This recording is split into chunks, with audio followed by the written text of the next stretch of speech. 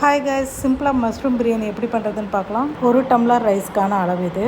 மஷ்ரூமை clean பண்ணிவிட்டு cut பண்ணிக்கோங்க.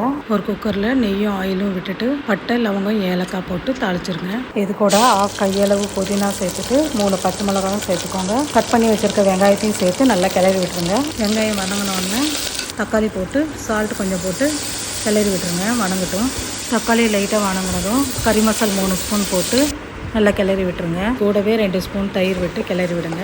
கிளறி விட்டுட்டு இது கூட இப்போ கட் பண்ணி வச்சுருக்க மஷ்ரூமையும் சேர்த்துட்டு நல்லா கிளறி விட்டுட்டு மூடி போட்டு வச்சுருங்க. தண்ணி எதுவும் விட வேண்டாம். அந்த மசாலாலேயே கொஞ்சம் நேரம் குக் ஆகட்டும். கறி மசால் போடும் போதே மஞ்சத்தூளும் போட்டுக்கோங்க. நான் மறந்துட்டேன், அதனால் இப்போ போட்டுறேன். ஆல்ரெடி 1/2 hour ஊற வச்ச ரைஸை இதோட சேர்த்து நல்லா கிளறி விட்டுருங்க. ஆல்ரெடி வேக வச்ச மஷ்ரூம்லேருந்தே 1 டம்ளர் அளவுக்கு தண்ணி வந்துடுச்சு. அதனால் நான் 2 டம்ளர் தண்ணி மட்டும் விட்டுக்கிறேன். இப்போ இதில் சால்ட்டு காரம் செக் பண்ணிவிட்டு மூடி போட்டு சிம்மில் வச்சு 20 minutes விட்டுடுங்க.